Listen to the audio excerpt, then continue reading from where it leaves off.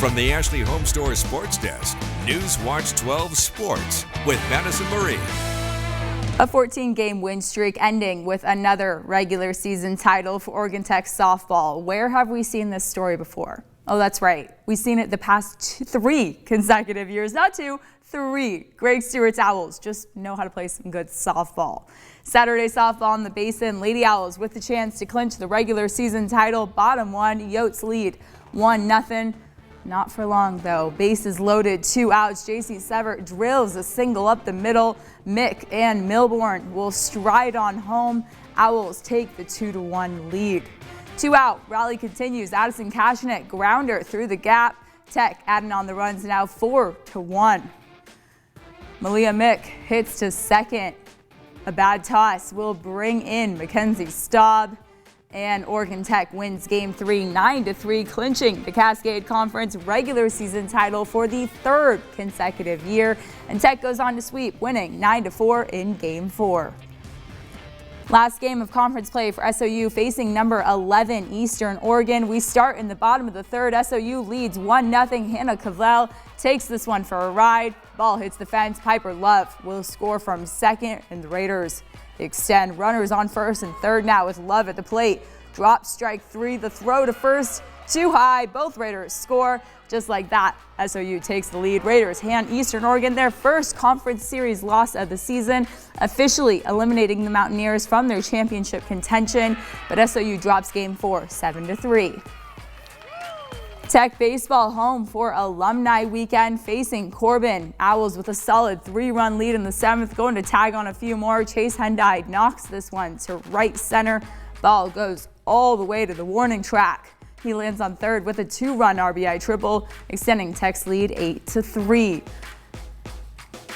Little later in the inning now, 9-3. Clea Tam, 1 hopper to short. Play is made at first, and Owls keep adding on. Tech walks out of the game with a 10-3 dub and capitalizes on the momentum. 16-3 OIT in the 2nd game. The Grants Pass Rotary Invitational Track Meet celebrated its 74th year Saturday afternoon. Over 600 of the best track athletes from 30-plus schools in Oregon and Northern California all competed at Grants Pass High School. The Invitational serves as a precursor to the state track meet, hosting the top athletes in each event. And the Oregon Air National Guard flew over the meet around 1:30. We're officially less than a week away from some spring football. Not your average offense versus defense type spring football, more like the 4th ever Mills Bowl. The Fighters of KGU making the international trip to Ashland ahead of Saturday's game. The Raiders held their first scrimmage of spring camp Saturday afternoon. Burke Brown and his coaching staff getting a better look at how both sides of the ball are improving. That defense still developing and figuring out kind of what works. Brown saying tackling needs to improve. As far as the offense, Brown says the offense is rolling better than he's seen last season. Starting quarterback Blake Casciuto won't take the field next weekend, but Raider Nation gets to see the depth of that play calling room. You know, I think our young quarterbacks still need to kind of progress a little bit more. Things are moving a little bit fast for them. And, you know, the world gets to see Dashel Smith for the first time next Saturday. So he's got to continue to improve. He's such an unbelievable athlete. But when he sees it, he's just got to trust it and pull the trigger on it. Our exclusive coverage of the Mills Bowl begins April 30th. We'll give you inside access into everything SOU and KGU, including one-on-one interviews you won't get anywhere else. To stay up to date, make sure to tune in right here on NewsWatch 12 Sports or follow us on Twitter at KDRV Sports. The weather might not have been the best, 52 degrees and overcast, but Duck fans all know it never rains in Autzen Stadium. Nearly 40,000 fans showed up to get a glimpse at the 2024 Oregon Ducks. A few stories from the Ducks spring game, including the foundation of Oregon's offense, the run game, something very important to perfect as the Ducks head into the highly physical Big Ten Conference.